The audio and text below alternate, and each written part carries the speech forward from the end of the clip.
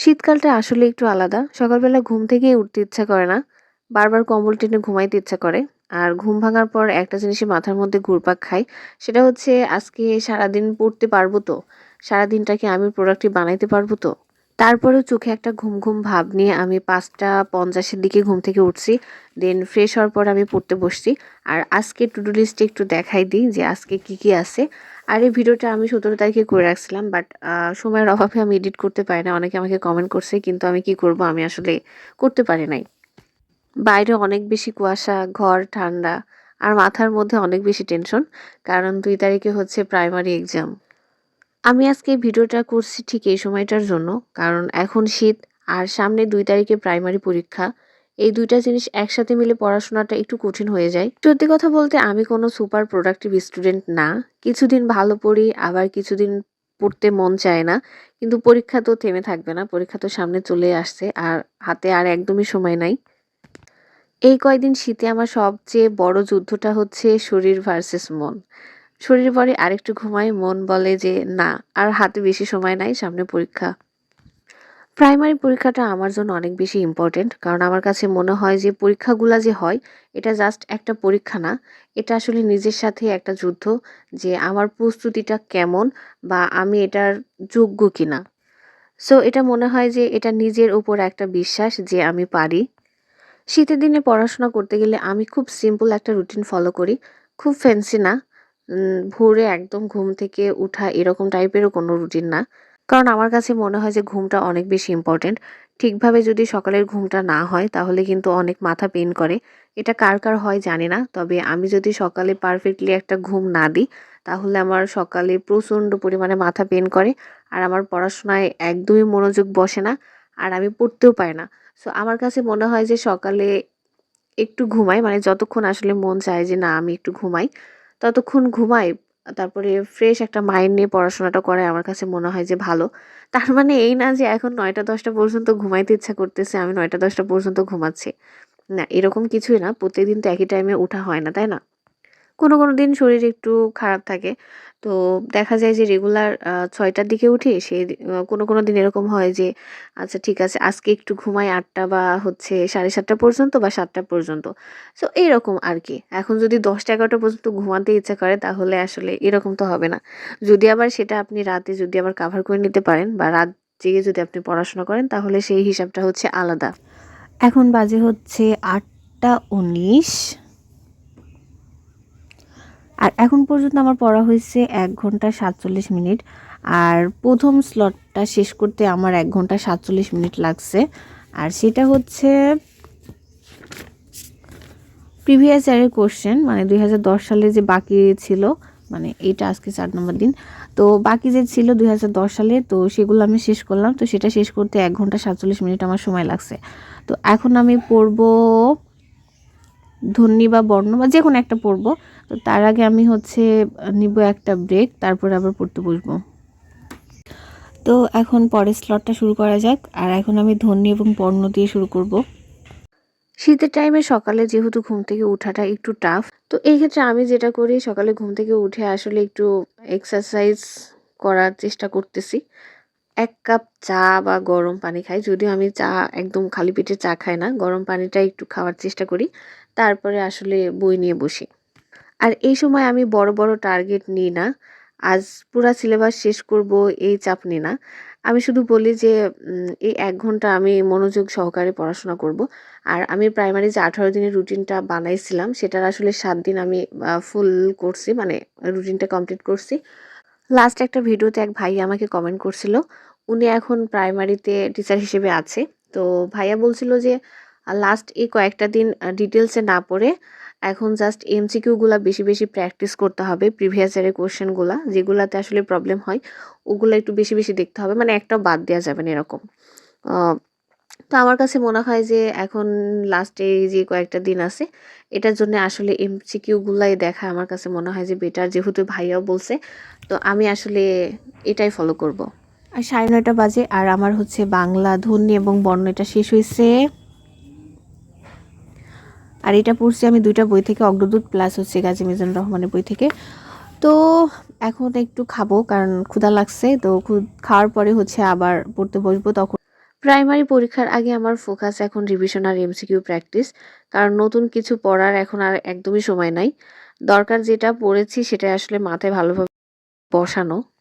শীতের টাইমে পড়া একটু টাফ হয়ে যায় আর অনেক ধরনের প্রবলেম হয় শীতের টাইমে, যেমন খুব বেশি ডিস্ট্র্যাক্ট ফিল হয়, তারপরে মোবাইল, কম্বল, ঘুম এগুলা সব একসাথে মনে হয় যে কাছে ডাকে। তো এই সময়টা আসলে ফোনটাকে একটু অ্যাভয়েড করাই উচিত। ফোনটাকে দূরে রাখতে হবে। যদিও এটা করা অনেক বেশি টাফ। এটা আমার নিজের সাথেও আসলে হয়ে ওঠে না। একদম ফুললি আমি ওটাকে দূরে রাখতেই পারি না। কারণ শীতের টাইমটা এমন একটা সময় যেখানে আসলে অলসতা অনেক বেশি কাজ করে। আর দুপুর টাইমে যদি হচ্ছে গোসল করার পরে একটু রোদে বসা যায় তাহলে তো মনে হয় যে ঘুম চোখ থেকেই যাচ্ছে না। তো এই টাইমে আসলে ফোকাস ধরে রাখা অনেক বেশি টাফ।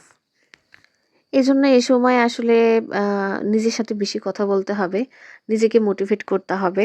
কিন্তু অন্যের মোটিভেশন ভিডিও দেখে এরকম কিছু না। নিজেকে নিজে মোটিভেট করতে হবে যে আর মাত্র কয়েকটা দিন আছে। এখন নিজেকে প্রস্তুত না করলে পরবর্তীতে আসলে পস্তাইতে হবে। না, না, না, না। তো তো এখন আমি স্টপ করে দিলাম। এখন বাজে হচ্ছে 10:30 আর আমার এখন পর্যন্ত পড়া হয়েছে 2 ঘন্টা 37 মিনিট। আর এখন আমার যে স্লটটা ছিল, যে টপিকটা ছিল সেটা হচ্ছে উপজাতি এবং ক্ষুদ্র নৃগোষ্ঠী বাংলাদেশ বিষয়াবলী থেকে। সেটা আমি শেষ করছি। তো এখানে একটা টিক দিয়ে দিই। ওকে। তো এইটার আমি জাস্ট হচ্ছে মানে এই বইটা পড়ে এক কথায় আমার এত বেশি ভালো লাগছে। এই বইটা আমার আগে কিনলে হয়তো আরও ভালো হইতো, বাট কিনতে আমি লেট করছি। অনেক সুন্দরভাবে গুছাই দেয়া আছে এখানে হচ্ছে সব কোশ্চেনগুলা, যেমন হচ্ছে বাংলাদেশ উপজাতি এবং ক্ষুদ্র নৃগোষ্ঠী। তো এখানে আসলে যেগুলো ইম্পর্টেন্ট সুন্দর করে 1 মার্কের কোশ্চেনভাবে দেওয়া আছে। তো এটা পড়তে কিন্তু আমার অনেক ভালো লাগছে। বইটা আসলে অনেক ভালো। তো পড়া শেষ করলাম। যেমন আমাদের কিন্তু হচ্ছে এই যে এখানে প্রবলেম হয় যে কোন উপজাতি কোথায় বসবাস করে। তো এখানে মানে একসাথে দেওয়া আছে। তো একসাথে দেওয়ার জন্য আমাদের এটা সহজেই কিন্তু পড়াটা মুখস্থ হয়ে যায়। তারপরে আরেকটা বেশি প্রবলেম হয় যে কোন উপজাতি কোন ধর্মাবলম্বী। তো এখানে আমি হচ্ছে একটু মার্ক করে রাখছি যে এগুলো একটু দেখতে হবে, কারণ এটা আমি একটু কনফিউশন হয় আমার, উল্টাপাল্টা করি। এই তো। তো আমার পড়া শেষ। এখন আমি হচ্ছে পরের টপিকে চলে যাব। আজকের সকালটা অনেক ভালোভাবে শুরু করছি।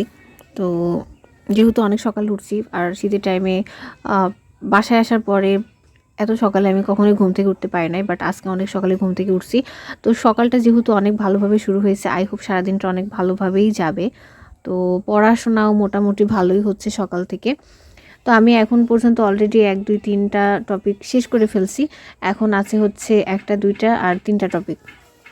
তো আমি চাচ্ছি যে এখনই হচ্ছে এই 3টা টপিক আমি শেষ করে ফেলবো। আর বিকেল থেকে গত দিনের যদি 2-1টা টপিক আমার বাদ হয়ে যায় তো সেটা আমি সলভ করব। তো এখন আমি করব হচ্ছে সাধারণ জ্ঞানের গাজী মিজানুর রহমান স্যারের বই থেকে। তো এটা আমি একটু দেখাই দিই। সাধারণ জ্ঞান থেকে মোটামুটি অনেকগুলো কোশ্চেন করে। এটা হচ্ছে 1043 পৃষ্ঠা। তো আমার মনে হয় যে সাধারণ জ্ঞানে একটু টাইম দিতে হবে।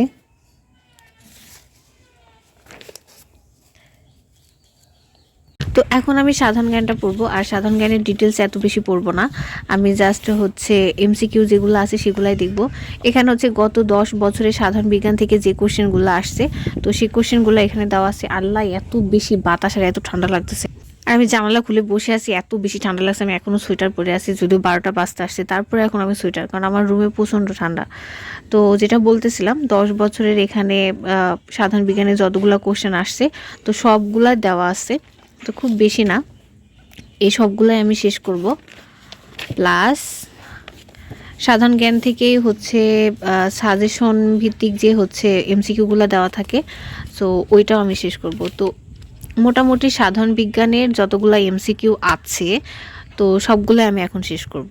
আমি অনেক ব্লগ দেখছি, সো অনেকের মতে হচ্ছে শীতকালে পড়াশোনা করাটা একটা রোমান্টিকতা আর এটাকে অনেকে অ্যাস্থেটিক মনে করে। কিন্তু আমার কাছে এটা খুবই একটু হেভি আর বোরিং লাগে। কারণ মাথা ঝিমায়, তারপরে হচ্ছে চোখ জ্বালাপোড়া করে, পড়তে বসতে মন চায় না, শুধু ঘুম পায়। আমার কাছে তো এরকম মনে হয়। বাট অনেকের কাছে উইন্টারে স্টাডি হচ্ছে অ্যাস্থেটিক কিছু। ২ তারিখের পরীক্ষাটা যত কাছে আসছে তত নার্ভাস লাগছে। আবার একই সময়ে খুব একটু রিল্যাক্স ফিলও হচ্ছে, কারণ আমি জানি যে আমি এটা চেষ্টা করতেছি। পারি বা না পারি সেটা আসলে পরের বিষয়। বাট আমি চেষ্টা করতেছি, এটাই অনেক। আর দেশের যে অবস্থা, অনেকেই বলতেছে যে ২ তারিখের পরীক্ষাটা হয়তো স্থগিত হইতে পারে। বাট ওইটা নিয়ে বসে থাকলে তো হবে না। প্রস্তুতিটা আসলে নিজের মতোই নিতে হবে। এখন যদি স্থগিত করে সেটা ভালো আবার খারাপ, মানে ২ টাই মিক্সড একটা রিঅ্যাকশন। বাট আমার কাছে পার্সোনালি যেটা মনে হয় যে পরে হইলেই মনে হয় ভালো হবে। কারণ যদি এখন হচ্ছে এমসিকিউ পরীক্ষাটা হয়েও যায়, তারপরেও কিন্তু ভাইভাটা ঠিক ইলেকশনের পরেই হচ্ছে। তাহলে তো এটা ভাঙা, ভাঙা হচ্ছে, তাই না? তো আমার কাছে মনে হয় যে একবারই ইলেকশনের পরেই সব পরীক্ষাটা নেওয়া উচিত। আমি একদম পারফেক্ট না, কিন্তু আমি অনেস্ট। এই ব্লগটা বানানোর উদ্দেশ্য কাউকে হচ্ছে মোটিভেশন দেওয়া না। আমি কাউকে বলছি না যে তুমি পারবে। আমি শুধু বলছি যে আমিও ভয় পাই, আমিও লেজি ফিল করি। তারপরেও কিন্তু পড়তে বসি। যারা আমার মতো এখন শীতে পড়াশোনা করতেছো, তোমাদের অনেকের কাছেই কিন্তু আমার মতোই ফিল হচ্ছে। কম্বল ছেড়ে টেবিলে বসা খুবই কঠিন, কিন্তু বিশ্বাস করো এই ছোট্ট ছোট্ট ডিসিপ্লিনই পারে ডিফারেন্স বানাইতে। আমি আজকে কতটুকু পড়ছি সেটা আসলে ম্যাটার করে না। ম্যাটার করে যে আমি পড়তে বসছি। প্রাইমারি পরীক্ষার ফল কি হবে এটা তো আমি জানি না, কিন্তু এই সময়টা নিজের সাথে যে লড়াইটা করছি সেটার জন্য আমি নিজেকে রেসপেক্ট করি। আর এই কয়দিন শুধু চাই শান্তভাবে নিজের মতো করে পড়াশোনা করতে। শীতটা কেটে যাবে, পরীক্ষাও হয়ে যাবে। কিন্তু এই দিনগুলোর এফোর্টটাই কিন্তু থেকে যাবে। যখন এই ভিডিওগুলো আমি দেখব পরবর্তীতে, তখন আসলে আমার নিজের কাছে একটা ভালো লাগা কাজ করবে যে এট লিস্ট আমি ট্রাই করছি। অনেকে আমাকে কোয়েশ্চেন করে যে আপু আপনি ডেইলি কত ঘন্টা পড়েন? তো আমি যদি কত ঘন্টা পড়ি এটা বলি তাহলে আপনারা ডিপ্রেশনে চলে যাবেন। আর আপনারা কত ঘন্টা পড়েন এটা যদি আমি শুনি তাহলে আমি ডিপ্রেশনে পড়ে যাব। তো না জানাই ভালো। অনেকের মতে যারা দিনে ১০ থেকে ১২ ঘন্টা পড়ে তারাই আসলে ভালো স্টুডেন্ট, তাদেরই জব হবে। আসলে এরকম কোনো কিছু না। আপনি যদি ফোকাসলি ৬ থেকে ৭ ঘন্টা পড়েন বা ৫ ঘন্টা পড়েন তাহলে আমার কাছে মনে হয় যে সেটাই এনাফ। এখন আমি ১০-১২ ঘন্টা পড়লাম বাট কোনো কিছু না বুঝে পড়লাম, জাস্ট শুধু বই নিয়ে বসে থাকলাম, চিল্লাইলাম, তাহলে কিন্তু হবে না। কারণ আমার দেখা অনেকেই আছে যারা রাত-দিন ২৪ ঘন্টা পড়াশোনা করে, তাদের কিন্তু কোনো কিছুই হয় নাই। তো এইটা আসলে ম্যাটার করে না যে আপনি কত ঘন্টা পড়েন, এটা ম্যাটার করে যে আপনি ফোকাসলি কত ঘন্টা পড়তেছেন। আজকের মতো অনেক বেশি জ্ঞান দেওয়া হয়ে গেছে, তো ভিডিওটা আমি এখানেই শেষ করব। দেখা হবে অন্য কোনো ভিডিওতে। ততক্ষণ পর্যন্ত সবাই অনেক বেশি ভালো থাকবেন। আর আমার ভিডিওটা কেমন লাগতেছে এটা অবশ্যই কমেন্ট করে জানাবেন। তো আল্লাহ হাফেজ।